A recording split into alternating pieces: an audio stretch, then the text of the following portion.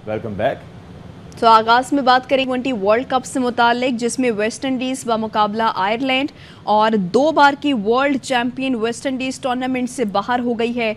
Ireland ने qualifier match में West Indies को आउट क्लास कर दिया है। आयरलैंड सुपर 12 मरहले के लिए क्वालिफाई कर लिया है। आयरलैंड ने आयरिश टीम ने बासानी 9 विकेटों से फतह समेटी है। तो T20 world cup West Indies मुकाबला आयरलैंड, 2 बार की वर्ल्ड चैंपियन है वेस्ट इंडीज, जो कि अब टूर्नामेंट से बाहर हो गई है। आयरलैंड ने क्वालिफायर मैच में वेस्ट इंडीज को आउट क्लास कर दिया है। आयरलैंड ने सुपर 12 मरहले के लिए अब क्वालिफाई कर लिया है। आयरिश टीम ने बासानी 9 विकेटों से फतह समेटी है। और इलेक्शन कमीशन पाकिस्तान तहरीक इंसाफ के चेयरमैन इमरान खान के खिलाफ तोशाखाना केस का फैसला आज दोपहर 2 बजे सुनाएगा। इलेक्शन कमीशन इस्लामाबाद ने कॉज लिस्ट जारी कर दी। स्पीकर कौमी असम्बली ने इमरान खान की नाअहली के लिए तोशाखाना रेफरेंस इलेक्शन कमीशन भिजवाया था। इल्ज़ाम लगाया था कि साबिक वज़ीर आज़म को मिलने वाले बाज़ तहाइफ फ़रोख्त किए गए। इस्लामाबाद इंतज़ामिया ने इलेक्शन कमीशन में सिक्योरिटी के सख्त इंतजाम करके गैर मुतालिका अफराद का दाखिला बंद कर दिया। सिक्योरिटी के लिए रेंजर्स, FC और पुलिस एहलकार बड़ी तादाद में तैनात किए गए हैं। इंतज़ामिया ने मुमकिन एहतजाज के पेश नज़र आंसू गैस के शेल्स बड़ी तादाद में इलेक्शन कमीशन पहुँचा दिए हैं। तो आज 2 बजे इस केस का फैसला सुनाया जाएगा इलेक्शन कमीशन की जानिब से तोशाखाना केस का। और इलेक्शन कमीशन इस्लामाबाद ने इसकी कॉज लिस्ट भी जारी की। स्पीकर असम्बली ने इमरान खान की नाअहली के लिए ये तोशाखाना रेफरेंस इलेक्शन कमीशन को भिजवाया था और ये इल्ज़ाम लगाया था कि साबिक वज़ीर आज़म इमरान खान को जो मिलने वाले बाज़ तहाइफ हैं वो फ़रोख्त किए गए हैं। तो इस्लामाबाद इंतज़ामिया ने इलेक्शन कमीशन में इस वक्त सिक्योरिटी के भी सख्त इंतजाम कर लिए हैं। जाहिद मशवानी इस वक्त वहां पर मौजूद हैं, तफसील उनसे जानते हैं। जाहिद, बताइए, 2 बजे फैसला सुनाया जाएगा, कैसे इंतजामात यहां पर किए गए हैं सिक्योरिटी के भी, और कौन कौन पहुंच चुका है? इलेक्शन कमीशन के बाहर इस वक्त मैं मौजूद हूं और चीफ इलेक्शन कमिश्नर की सरबराही में अंदर इसी इमारत में जो सेक्रेटेरिएट है इलेक्शन कमीशन का, यहाँ पे एक अहम इजलास हो रहा है जिसमें ज़िले इंतज़ामिया और पुलिस के अलावा काम भी शरीक हैं। सिक्योरिटी के मामला तो होते रहेंगे, लेकिन जो तोशाखाना केस साबिक वज़ीर आज़म इमरान खान के ख़िलाफ़ इलेक्शन कमीशन में जिसकी समाअत मुकम्मल हो चुकी है और उसका फ़ैसला 21 सितंबर को महफूज किया गया था। आज नमाज जुम्मा के बाद 2 बजे का वक्त मुकर्रर किया गया है उस फैसले को सुनाने के लिए। उसके लिए तमाम अंदर और बाहर की सूरत हाल है, इसका जायज़ा लिया जा रहा है। इस केस के हवाले से फरीकैन को नोटिस गुज़श्ता रोज़ जारी किए गए हैं और आज नोटिस भी जब किया गया तो इसी मकसद के लिए कि वो फरीकैन यहाँ पे आएँ, उनकी मौजूदगी में चीफ इलेक्शन कमिश्नर या इलेक्शन कमीशन के दीगर मेंबरान में से कोई भी जिसको कहा जाए वो ये फैसला सुनाएंगे। नॉर्मली ये फैसला चीफ इलेक्शन कमिश्नर ख़ुद सुनाते हैं, लेकिन आज जब ये फैसला सुनाया जाएगा तो उस वक्त फरीकैन को कहा गया है कि वो वहाँ पे मौजूद हों। देखना ये है कि अब ये फैसला इलेक्शन कमीशन का इमरान खान के हक़ में आता है या इमरान खान के ख़िलाफ़ आता है। चलें जी, ये देख लेंगे, अभी वक्त काफ़ी बाकी है, अभी तो तकरीबन 12:15 बजे का टाइम हो रहा है। जुल्करनैन, आप बताइए कि आज खासा एंटिसिपेटेड है ये फैसला और जाहिर है कि कारकुनान भी काफ़ी इमरान खान से दिली लगाव रखते हैं और जाहिर है फैसले के मद्देनज़र रखते हुए कोई भी किसी भी तरह का फैसला आता है तो जाहिर है कि वो आ सकते हैं इस साइड पे। तो सिक्योरिटी के अरेंजमेंट्स ओवरऑल किस तरह के किए गए हैं, क्या मनाजिर आप देख रहे हैं, क्योंकि हम फुटेजेस में देख रहे हैं कि पुलिस एहलकार काफ़ी बड़ी तादाद में तैनात हैं आज? जी बिल्कुल साक, इसी खदशे के पेश नज़र जो है इलेक्शन कमीशन ऑफ पाकिस्तान ने वज़ारत दाखिला को भी ख़त लिखा था और कहा था कि आज 2 बजे फैसला सुनाया जाना है। तो ये खदशात मौजूद हैं कि पाकिस्तान तहरीक इंसाफ के जो कारकुनान हैं वो यहाँ पर आ सकते हैं। तो उस सूरत हाल से निपटने के लिए यहाँ पर सिक्योरिटी जो है वो बढ़ाई जाए, जिस पर फौरी तौर पर जो FC है, इस्लामाबाद पुलिस है और रेंजर है, ये तकरीबन 1100 के करीब एहलकार जो हैं वो तैनात किए गए हैं इस्लामाबाद के इर्द गिर्द भी और इलेक्शन कमीशन के सामने भी। यहाँ पर FC के नौजवान भी मौजूद हैं, इस्लामाबाद पुलिस के भी हैं, जबकि रेंजर्स को जो अहम इमारतें हैं उनके सामने खड़ा किया गया है। आंसू गैस के शेल हैं, बख्तरबंद गाड़ी है, वो भी यहाँ पहुँचा दी गई हैं। इसके साथ साथ अभी तक तो 3 रास्ते जो हैं वो खुले हुए हैं, एक श्रीना का रास्ता है, दूसरा मैरिट और तीसरा मार्गरेट रोड है। लेकिन जैसे ही 2 बजे का वक्त करीब आएगा तो फिर तमाम रास्ते बंद कर दिए जाएंगे, सिर्फ एक रास्ता खुला होगा, वो है मार्गरेट रोड। इसके अलावा दाखिली और ख़ारजी रास्ते पे भी इजाफी नफरी तैनात की गई है कि क्योंकि इस्लामाबाद पुलिस का ये कहना है कि कुछ इतलात थी कि टाइगर फोर्स के जो नौजवान हैं वो भी यहाँ पर आ सकते हैं। तो उनको दाखिले से रोकने के लिए वहाँ पर भी नफरी जो है वो तैनात की गई है। इसके अलावा जो है ये भी हिदायत की गई है ख़ासतौर पर स्पेशल ब्रांच को कि वो इनके नज़र रखें कि अगर पाकिस्तान तहरीक इंसाफ के कारकुनान यहाँ तक पहुँचने की कोशिश करते हैं तो उनको हिरासत में लिया जाए। उनको हिरासत में लिया जाएगा पाकिस्तान तहरीक इंसाफ के कारकुनान को, अगर वो पहुँचने की आदत कोशिश करते हैं। जुल्करनैन हैदर हमें सिक्योरिटी से मुतालिक आगाह करे थे और इस फैसले से मुतालिक जाहिद मशवानी हमें तफसीलन आगाह करे थे। आप दोनों नुमाइंदगान का शुक्रिया। अब ज़रा बात कर लेते हैं कि ये रेफरेंस बेसिकली है क्या। तो स्पीकर कौमी असम्बली राजा परवेज़ अशरफ ने अगस्त में अरकान कौमी असम्बली की दरख्वास्त पर इमरान खान के ख़िलाफ़ ये रेफरेंस इलेक्शन कमीशन को भेजा था, जिसका नाम है तोशाखाना रेफरेंस। और इसमें इमरान खान साहब ने जो इल्ज़ामात लगाए गए थे उनको मुस्तरद कर दिया था और कहा था कि ये रेफरेंस इलेक्शन कमीशन के दायरा अख्तियार में है और ना ही वहाँ काबिल समात है। तहरीक इंसाफ के रहनुमा बैरिस्टर अली ज़फ़र ये कहते हैं कि अगर अदालत फैसला करती है कि कोई पार्लियामेंटेरियन सादिक और अमीन नहीं है तो वो फिर ताहयात नाअहल किया जा सकता है। इलेक्शन कमीशन एक आइनी इदारा है लेकिन वो अदालत नहीं है। इलेक्शन कमीशन किसी को आर्टिकल 62(1)F के तहत नाअहल नहीं कर सकता। सुप्रीम कोर्ट के फैसले में इमरान खान को सादिक और अमीन कहा गया है।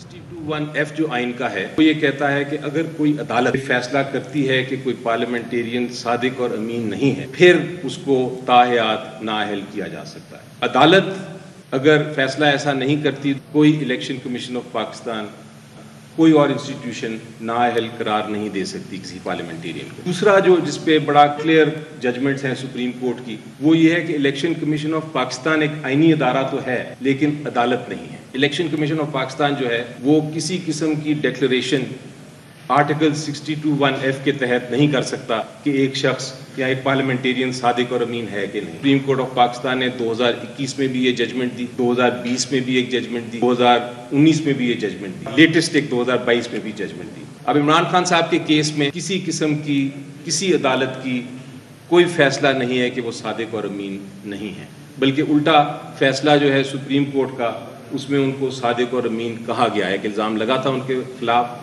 लेकिन सुप्रीम कोर्ट ऑफ पाकिस्तान ने कहा कि नहीं वो बेबुनियाद इल्ज़ाम है। किसी अदालत का अगर फैसला नहीं है तो स्पीकर साहब के पास कोई हक नहीं था कि वो 62(1)F की कार्रवाई करने के लिए इलेक्शन कमीशन, इसी तरह इलेक्शन कमीशन ऑफ पाकिस्तान चूंकि अदालत नहीं है वो डिक्लेरेशन नहीं कर सकती। तो ये है दूसरा कानूनी नुक्ता जो बड़ा क्लियरली हमने इस केस में, इसलिए मेरी नज़र में आज जो 2 बजे फैसला आएगा इंशाल्लाह वो इसी कानून के मुताबिक ही। पीटीआई रहनुमा शाह महमूद कुरैशी कहते हैं मुझे नहीं मालूम इलेक्शन कमीशन का फैसला क्या आएगा। अगर गुंजाइश ना होने के बावजूद इमरान खान को नाअहल कर देते हैं तो लीगल ऑप्शंस पर गौर करेंगे।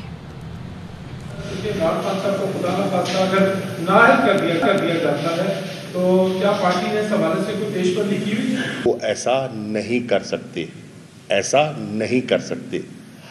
अब मैं कुछ कह नहीं सकता कि फैसला क्या आएगा, और अगर वो ऐसा कर देते हैं गुंजाइश ना होने के बावजूद वो ऐसा कर देते हैं तो फिर हमने देखना है कि हमारे पास लीगल ऑप्शंस क्या हैं।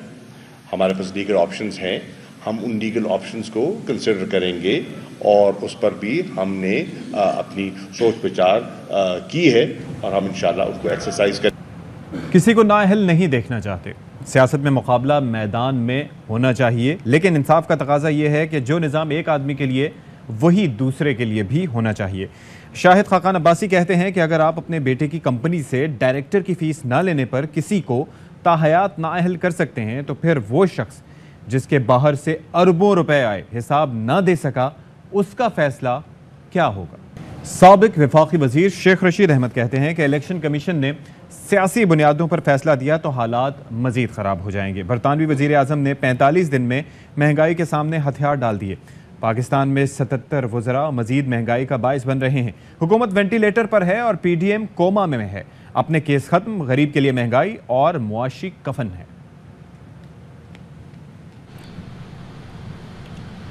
साबिक गवर्नर सिंध इमरान इस्माइल कहते हैं इमरान खान हमारी रेड लाइन है, उसे क्रॉस करने की कोशिश ना की जाए। मुतासिबाना और जानिबदाराना फैसलों से इलेक्शन कमीशन अपना मयार और एतमाद खो चुका है। क्या चीफ इलेक्शन कमिश्नर शरीफों और जरदारियों पर केस बनाएंगे या इस कानून का इतलाक सिर्फ एक आदमी के लिए है? कुछ भी कर लो, इमरान खान सादिक और अमीन थे और रहेंगे। पाकिस्तान तहरीक इंसाफ के रहनुमा हम्माद अजहर ये कहते हैं कि तमाम चोरों को NRO देकर हुक्मरान बना दिया गया। वाज़ेह शवाहिद होने के बावजूद मुल्क लूटने वालों को बरी कर दिया गया और जो वाहिद ईमानदार लीडर है उस पर जाली केस बनाकर ब्लैकमेल किया। लेकिन जिसने भी स्क्रिप्ट लिखा वो भूल गया कि इमरान खान आवाम की रेड लाइन है।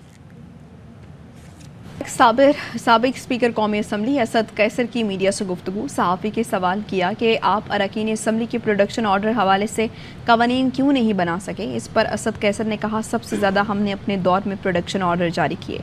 अली वज़ीर के भी 3 बार प्रोडक्शन ऑर्डर जारी किए। रूल्स बनाए गए हैं, ये आपके दौर में इस तरह के रूल्स क्यों नहीं बनाए गए थे सर? और आप उस वक्त प्रोडक्शन ऑर्डर क्यों जारी नहीं करते थे आपके दौर में जो लोग अरेस्ट होते थे? आपकी यादाश्त ठीक नहीं है। आप सबसे ज्यादा जो प्रोडक्शन ऑर्डर इशू की थी वो मैंने इशू की और हिस्ट्री में देखे अली वजीर का मैंने 3 टाइम अली वजीर का मैंने प्रोडक्शन ऑर्डर दिया। जब बजट का इजलास था तो इसमें हमने इसको प्रोड्यूस किया था, जब वोटिंग की है उसको भी प्रोड्यूस किया था, 3-4 टाइम उसको प्रोड्यूस किया था। सुप्रीम कोर्ट ने तय कर दिया है कि आप डी चौक में रेड जोन में नहीं आएंगे, तो क्या PTI डी चौक में रेड जोन में आएगी? जो कानून के मुताबिक हो, कॉन्स्टिट्यूशन के मुताबिक वही करेंगे। हमारा कॉन्स्टिट्यूशन राइट है, उसके मुताबिक करेंगे। मुतनाज़ ट्वीट केस में गिरफ्तार पाकिस्तान तहरीक इंसाफ के सेनेटर आज़म स्वाति की दरख्वास्त ज़मानत बाद इस गिरफ्तारी पर महफूज फैसला आज सुनाया जाएगा। इस्लामाबाद के स्पेशल जज सेंट्रल ने गुज़िश्ता रोज़ फ़रीक़ैन के दलाइल मुकम्मल होने के बाद फैसला महफूज किया था। अब मज़ीद जान लेते हैं शाह खालिद से। शाह खालिद नहीं है हमारे साथ, लेकिन आपको ये बता दें कि मुतनाज़ ट्वीट केस में गिरफ्तार पाकिस्तान तहरीक इंसाफ के सेनेटर आज़म स्वाति की दरख्वास्त ज़मानत बाद इस गिरफ्तारी पर महफूज फैसला आज सुनाया जाएगा। सेनेट इजलास में आज़म स्वाति की गिरफ्तारी के खिलाफ PTI के सेनेटर स्याह पट्टियां बांधकर शरीक हुए। चेयरमैन सेनेट सादिक संजरानी की सदारत में इजलास शुरू होते ही PTI सेनेटर्स चेयर की डाइस के सामने जमा होकर एहतजाज करने लगे। ऑपोजिशन अरकान ने शदीद नारेबाजी की और आज़म स्वाति को रिहा करो के नारे लगाए। ऑपोजिशन रहनुमाओं ने आज़म स्वाति के प्रोडक्शन ऑर्डर जारी करने का मुतालबा भी किया। चेयरमैन सेनेट ने एहतजाज के बायस इजलास गैर मुअय्यना मुद्दत के लिए मुलतवी कर दिया। पाकिस्तान तहरीक इंसाफ के रहनुमा अली जैदी कहते हैं कि ज़मनी इंतखाबात के अलावा शहबाज शरीफ के पास कोई चॉइस नहीं रही।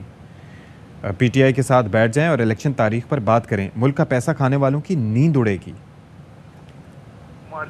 हमारी बड़ी पुरअमन पार्टी है।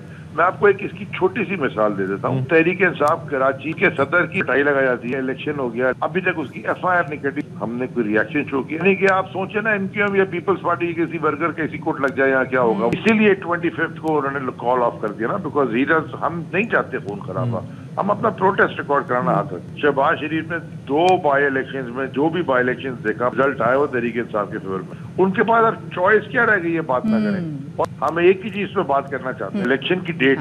आप बैठ जाए ना हमारे साथ, और अगर वो सदर मुमलिकत के साथ राब्ते में है, ऑफर करते हैं सामने कीजिए, हम बैठने को तैयार है। मशावरत जो होती है ना, उसमें हमेशा बरकत है। सुप्रीम कोर्ट रजिस्ट्रार ऑफिस ने PTI रहनुमा अंदलीब अब्बास की वज़ीर आज़म शहबाज शरीफ की नाअहली के लिए दरख्वास्त पर 6 एतराज़ात लगा दिए। रजिस्ट्रार ऑफिस ने कहा कि इसमें अवामी अहमियत का क्या मामला है, बताया नहीं गया। आइन के आर्टिकल 248 के तहत वज़ीर आज़म को केस में फ़रीक नहीं बनाया जा सकता। आइन के आर्टिकल 184 इनके इस्तेमाल के हवाले से मुतमईन नहीं किया गया। फ़रीक़ैन को केस की कॉपी नहीं भिजवाई गई। दरख्वास्त गुजार ने दस्तयाब दूसरे फोरम पर राबता नहीं किया। खबर ये कि मुमकिना लॉन्ग मार्च की तैयारियां उरूज पर हैं। इमरान खान ने अहम इजलास भी तलब कर लिया है। अब्दुल कादिर हमारे साथ मौजूद हैं, बताइए अब्दुल कादिर। देखिए, चेयरमैन PTI इमरान खान ने आज बनी गाला में अहम इजलास तलब कर लिया है। मुमकिना लॉन्ग मार्च की तैयारियों के हवाले से मुशावरत की जाएगी। सीनियर क़यादत को भी बनी गाला बुलाया गया है। कुछ देर में पार्टी अरकान बनी गाला पहुंचना शुरू हो जाएंगे, जहां पर उन्हें लॉन्ग मार्च की तैयारियों पर ब्रीफ किया जाएगा। इमरान खान लॉन्ग मार्च की तैयारियों को हतमी शक्ल दे रहे हैं, ऐसा कहना है उनके chief of staff Shibli Faraz का। उन्होंने कहा कि इमरान खान की होने वाली तमाम मीटिंग्स का महवर अब सिर्फ और सिर्फ लॉन्ग मार्च की तैयारियां हैं। तो कुछ देर बाद ये इजलास बनी गाला में शुरू हो रहा है। ठीक, शुक्रिया अब्दुल कादिर। फारूक सत्तार कहते हैं कामरान टेसोरी की उनको कदर हुई तो मेरी भी हो जाएगी। राबता कमेटी की सीनियर लीडरशिप बुजुर्ग होने लगी है, जो गलतियां हुई उस पर माफ़ी मांगनी है, पार्टी को मुनज़्ज़म करना होगा। दुरुस्त साबित हुआ। आज अगर कामरान टिस्सोरी भाई की जरूरत या कदर उन्हें हुई है, बहुत जल्द मेरी भी कदर हो जाएगी। राब्ता कमेटी की सीनियर लीडरशिप बुजुर्ग होने लगी, यही फैसले करने, पॉलिटिकल फैसले करने, लोगों के साथ दोबारा जोड़ना, उनके दिलों में इत्मीनान पैदा करना है, पार्टी को असर-ए-नौ मुनज़्ज़म करना होगा, गलतियां हुई हैं उसकी माफी मांगनी है। इसके अलावा लोगों के साथ रिकनेक्ट करना, फिर पीटीआई का एक चैलेंज खड़ा हो, फिर पीपल्स पार्टी इख्तियार, इख्तियारात, वसाइल, जमीनों सब चीजों पर कब्जा किया, उसे पुश बैक करना है। कम से कम नुकात पर मबनी एजेंडे पर इत्तफाक राय बिल्ड करें। और इसीलिए मैंने ये कौमी असेंबली का ज़िमनी इलेक्शन लड़ा। मुझे मालूम था मैं नहीं जीतूंगा, लेकिन कम से कम ये तो पता चलेगा कि हमारे वोट डिवाइड होने से हम सबका नुकसान है। मेरे साथी कहते हैं उनके दरवाजे खुले हुए, उसमें सिंपल ये करना था कि एक वर्कर इजलास में 1000 से ऊपर साथी हैं, उन्हें सीने से लगाया जाता और एक इवेंट क्रिएट होता कि इससे जो कारकुनों का मॉरल ऊपर जाएगा, जो मायूसी से लोग उम्मीद की तरफ आएंगे। माहिर कानून और पीपल्स पार्टी के सीनियर रहनुमा बैरिस्टर एतजाज़ एहसन कहते हैं कि सियासत वहाँ पहुँच गई है कि कहा जाता है कि एतजाज़ एहसन ने इमरान खान की तारीफ क्यों की। इमरान खान ने जलसों में भी कहा कि एतजाज़ एहसन मेरे साथ आ जाएं। सोचना दुश्वार है कि मेरे खिलाफ पार्टी में जरदारी या बिलावल की मर्जी के बगैर ऐसी करारदाद मंजूर हो। ये बहुत नीचे आ गया, क्योंकि वो हमारे एक हरीफ इमरान खान ये तारीफ कैसे कर सकते। मुझे उसने जलसों में भी कहा है एतजाज़ एहसन को मैं चाहता हूँ मेरे साथ यहाँ खड़ा हो। जरदारी साहब या बिलावल भुट्टो की मर्जी के बगैर ये करारदाद मंजूर हो सकती है पीपल्स पार्टी? सोचना तो दुश्वार है। फारूक यूनिवर्सिटी में स्टूडेंट थे जब मैं पंजाब में वजीर था, तो इनका नाम ही था फूका टेरर। उस वक्त वो जमीयत के साथ पीएसएफ की कशमकश थी, तो उसमें फूका टेरर मौला जट था। मैं अपनी पार्टी को समझा के इत्तेहाद का बहुत नुकसान होगा। सबसे पहले तो पंजाब में होगा, पंजाब में हम हो जाएंगे उनकी बी टीम। अब चेयरमैन बिलावल वो शहबाज शरीफ उसके पीछे पीछे चल रहा है। पेरिस में फाइनेंशियल एक्शन टास्क फोर्स की जानिब से पाकिस्तान का नाम ग्रे लिस्ट में रखने या ना निकालने का फैसला आज होगा। पाकिस्तान ग्रे से वाइट लिस्ट में जाने के लिए पुरुमीद है। इजलास में वज़ीर ममलिकत बराए खारिजा उमेर हिना रबानी खर पाकिस्तानी वफ़द क़यादत कर रही हैं। FATF की जानिब से बाज़ाबता ऐलान आज शाम होगा। पाकिस्तान का नाम 2018 में FATF की ग्रे लिस्ट में डाला गया था। पाकिस्तान को 27 निकात पर अमल दरामद के लिए एक्शन प्लान दिया गया था। बाद में मज़ीद 7 और फिर 6 निकात पर अमल दरामद करने को कहा गया। इन निकात पर अमल दरामद का जायजा लेने के लिए FATF के वफ़द ने पाकिस्तान का दौरा भी किया था। कितना है? अब देखते रहिए ARY न्यूज़।